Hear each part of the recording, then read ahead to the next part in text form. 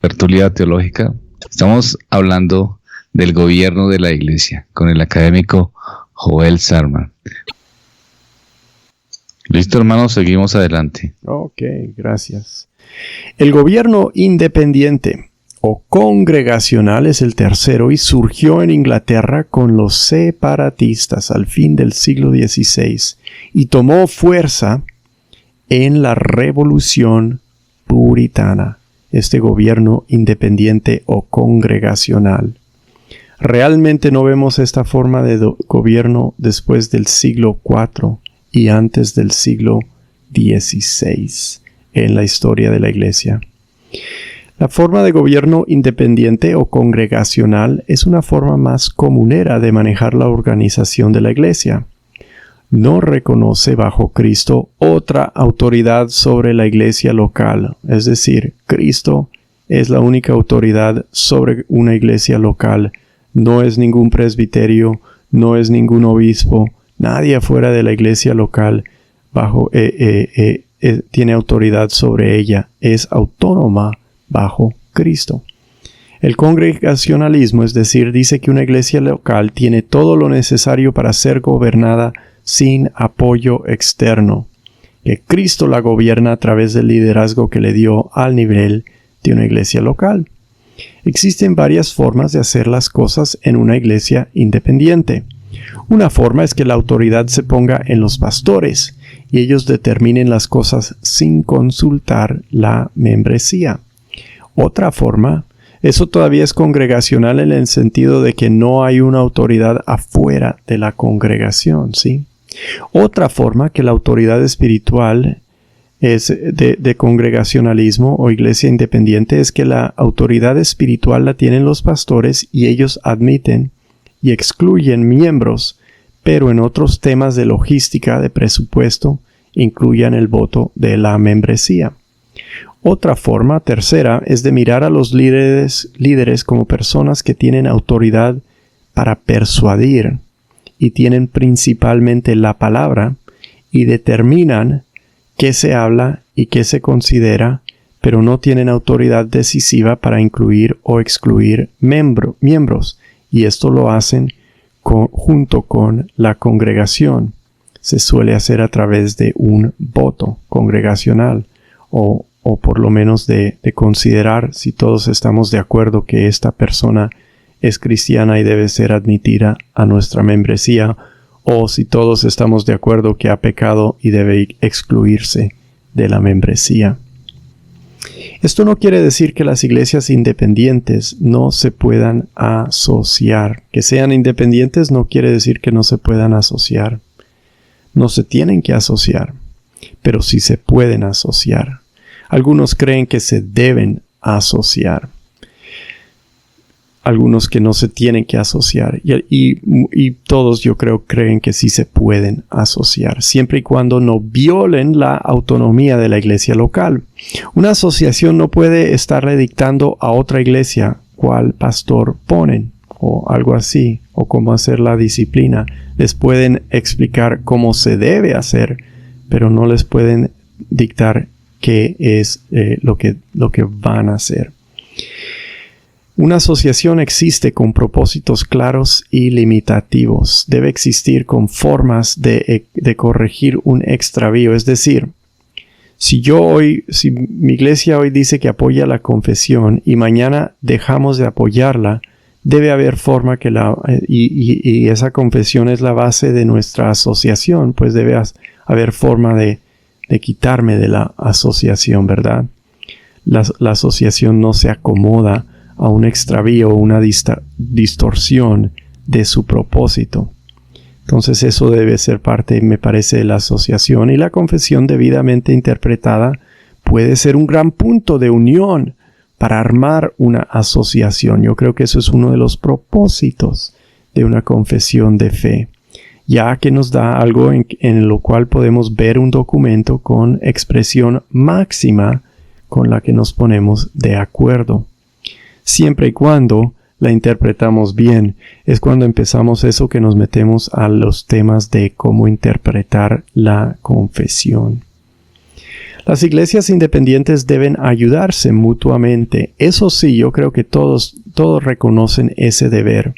Que uno sea independiente no quiere decir que uno no tiene ninguna responsabilidad con las otras congregaciones independientes, sino que deben apoyarse en lo que es posible, sea posible, colaborando con la enseñanza, colaborando en la obra misionera. La Convención Bautista del Sur, por ejemplo, es una asociación y se colaboran en mucho porque es una asociación grande, es la más grande denominación de los Estados Unidos. Se pelean también en mucho, tienen problemas de tamaño familiar, pero no son presbiterianos. Los pastores no son miembros de un presbiterio, no tienen una obligación a permanecer dentro de alguna asociación. El presbiterianismo espera que una iglesia esté dentro de su denominación. Los bautistas no. Y las iglesias que componen la Convención Bautista del Sur exhiben muchísima variedad. Tienen una asociación doctrinal que es mínima. Ellos no requieren, por ejemplo, toda la Confesión Bautista de Londres. Algunas la usan, pero en la Convención Bautista del Sur existen arminianos y calvinistas juntos y muchas cosas. Las asociaciones dependen de los documentos que las organizan. Depende de cómo se interpretan también esos documentos, en forma estricta o en forma más laxa, cómo se suele hacer. Y dependen de la cultura que se forme en la asociación. Vamos a dejar que pasan cosas, vamos a mirar con mucho cuidado cuando pasan cosas. Todo eso puede ser un factor. El congregacionalismo cree al fin en la autonomía bajo Cristo de la asamblea local. Y puede tener un pastor o unos pastores o un grupo de ancianos, miembros de sabiduría y madurez que junto con el pastor lideran la iglesia. Y el liderazgo todos son miembros de una iglesia local. Para mí la mejor forma de hacerlo es tener un grupo de ancianos. A mí me parece estable y prudente y la forma de mantener una iglesia sana. Pero no es muy común, por ejemplo, en las iglesias bautistas reformadas en Colombia. Es pastores y es un pastor en muchos lugares. No hay como ancianos, además de la persona que principalmente predica.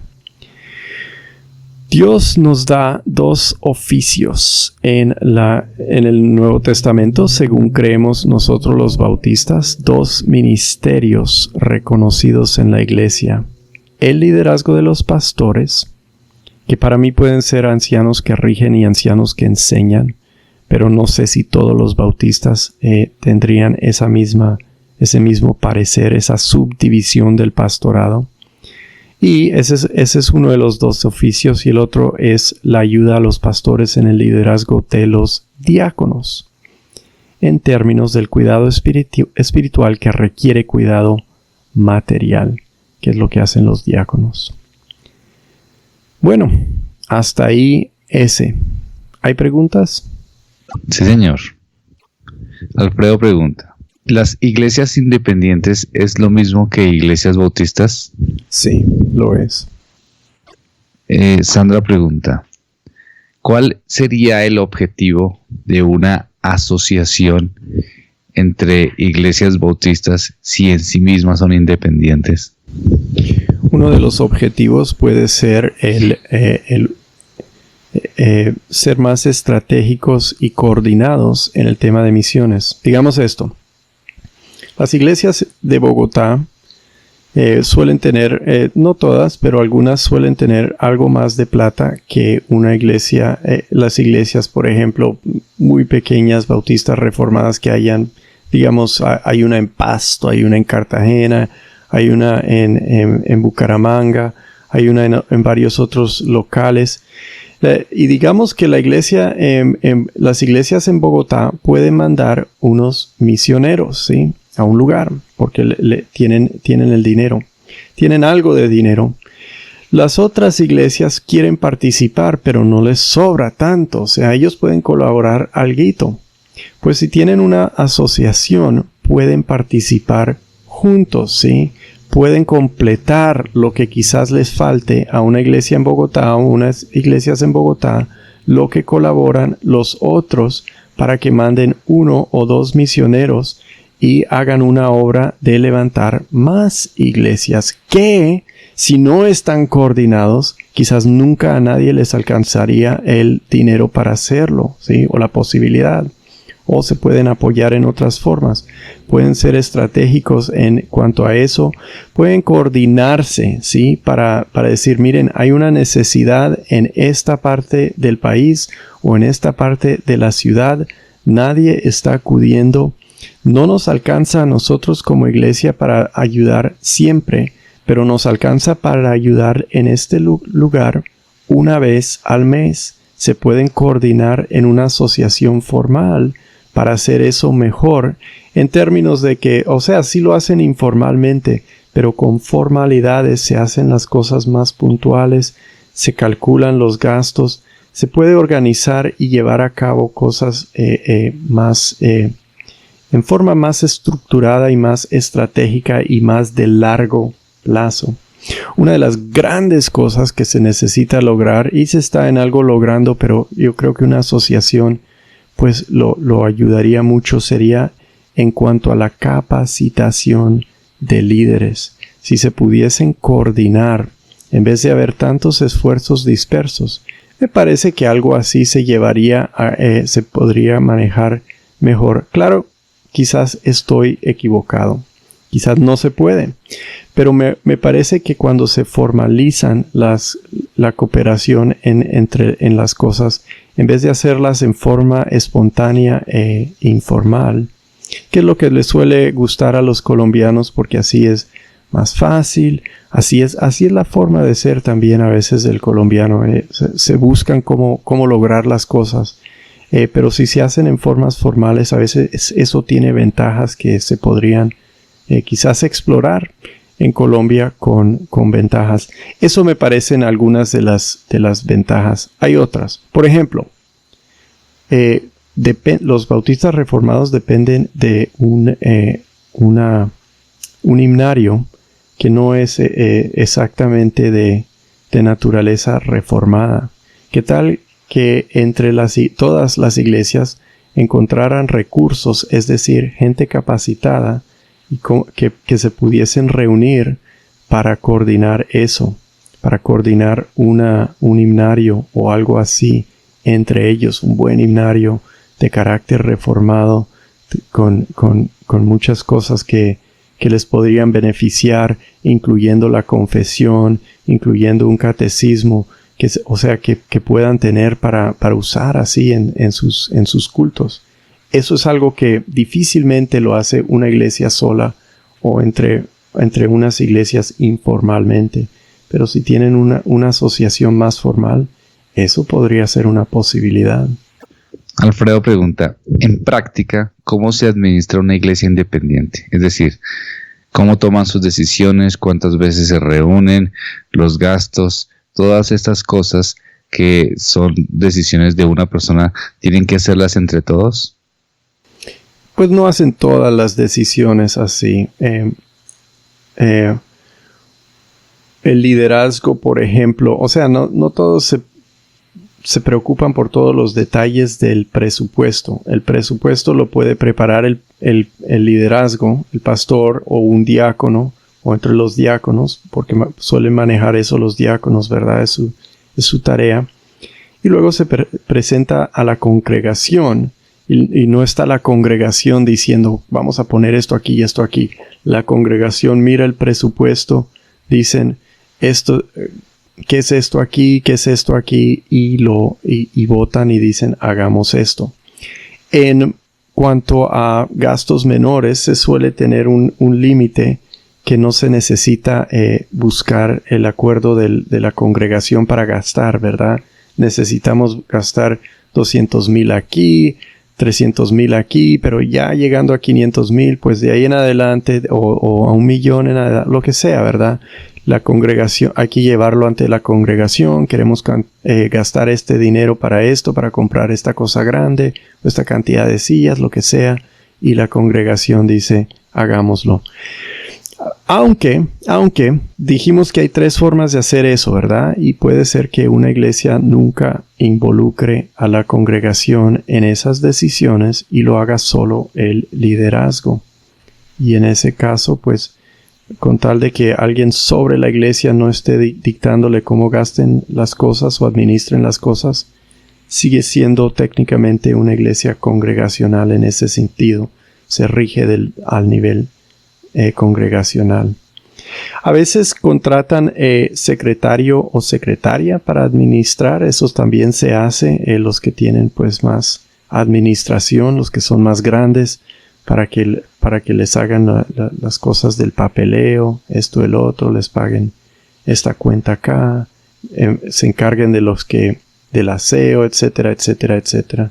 Depende de cuánta plata mueve el lugar, qué tan grande es, qué tantas cosas están sucediendo que se necesitan administrar.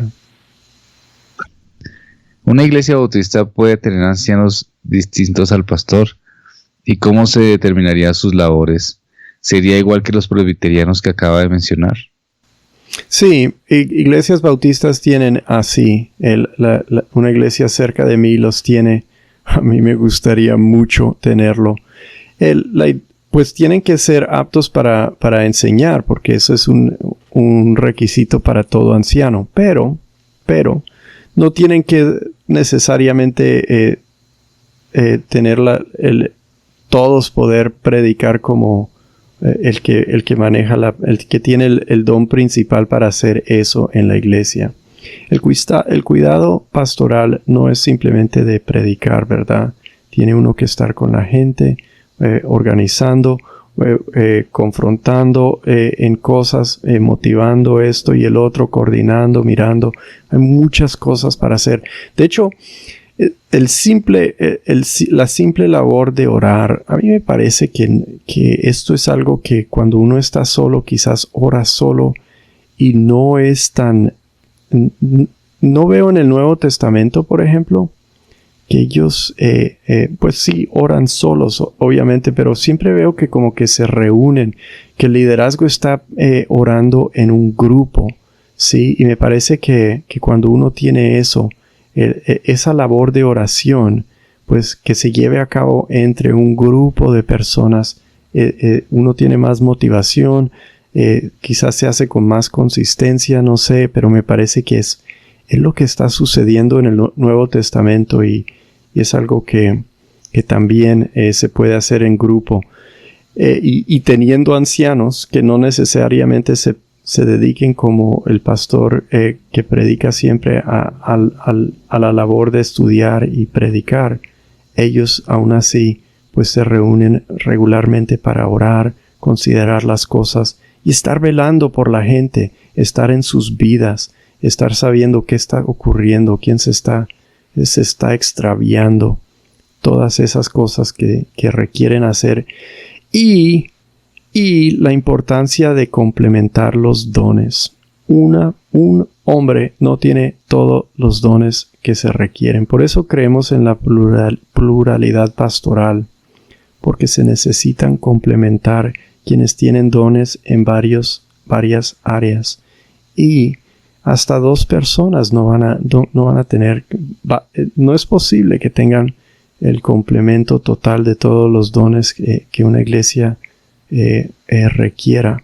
Así que por eso es bueno tener más y no pensar en todos ellos como los que siempre cada uno tiene que siempre estar predicando.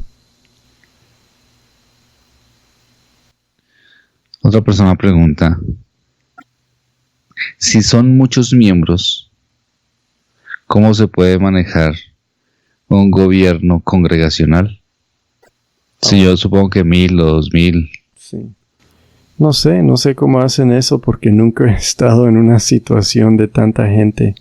Lo máximo es una que tenía como, 300 algo así en los Estados, cuando estuve en el seminario en los Estados Unidos y ellos votaban ellos tenían diáconos administrativos. Tenían muchos diáconos y luego un conjunto de diáconos administrativos que eran como los que manejaban muchas cosas.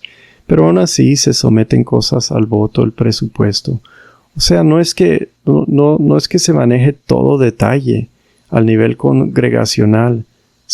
Para eso están los diáconos, para resolver cosas, los ancianos, los pastores, para resolver cosas. No, a mí no me parece que se complique la cosa porque hayan 1000 miembros. La última pregunta. ¿Las votaciones que se hacen son secretas o públicas? Eso depende también de la situación y la modalidad de hacer las cosas que tengan. Una iglesia pequeña, pues alcen la mano los que están de acuerdo. O digan amén todos los que están de acuerdo. Y así se hace. ¿Quién no está de acuerdo? O en cuestiones más delicadas, sí. Pues un voto secreto es prudente. ¿Qué piensas tú de todo esto, Helber? No, creo que lo que está diciendo es apropiado. O sea, el tipo de gobierno congregacional es así como lo plantea, hermano. Es decir, no quiere decir que cada detalle se lleve a la asamblea. Nosotros hacemos una reunión anual, que es la reunión de negocios a la reunión de asamblea. Y lo que se hace es de hacer un resumen de lo que se hizo del año y presentar el proyecto del siguiente año. Entonces, en el siguiente año vamos a hacer esto y esto y esto. Y los hermanos votan si están de acuerdo o si piensan que hay cosas que se deben modificar.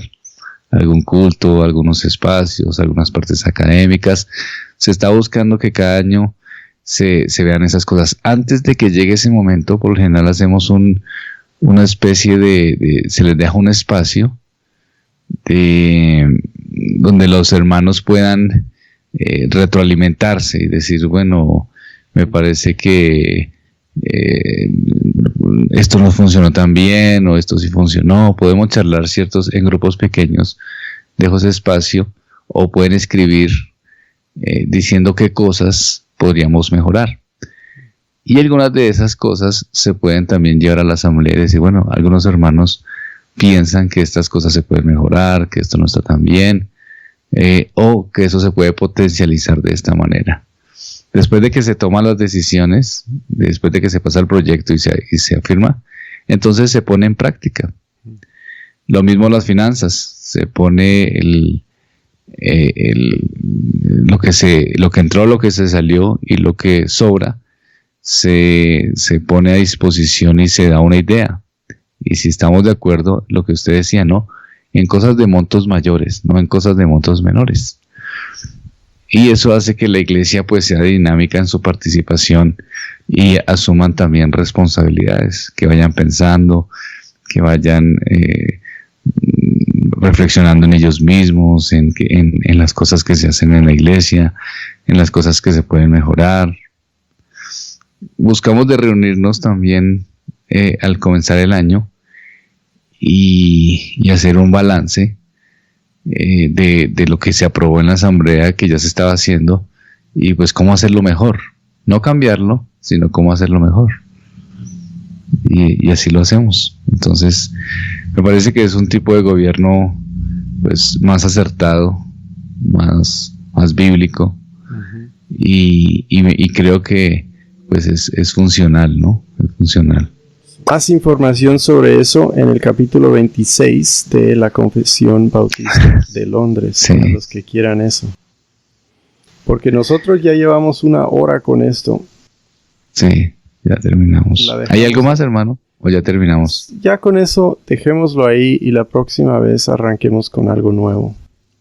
Listo, hermano. Entonces, gracias, hermano. Me parece que fue muy apropiado. Me parece que nos dejó muy claro cómo la historia del gobierno eclesiástico y los 3 principales tipos de gobierno, ¿sí?, que se manejan dentro de las iglesias, digamos, históricas. Entonces, creo que con esa información ya nos queda claro el tema. Gracias, Joel, por su esfuerzo, porque realmente es muy productivo para el conocimiento de nosotros, los que trabajamos, escuchamos este tema tan particular. Con mucho gusto. Qué bueno poderlo hacer. Hermanos, entonces terminamos Tertulia Teológica. Agradecemos por todas sus participaciones, por sus preguntas, por sus inquietudes. Cuando hacen preguntas, lo que hace es que el tema, digamos, se enriquece de acuerdo a lo que estamos viendo. Entonces, que el Señor los bendiga y terminamos con Tertulia Teológica.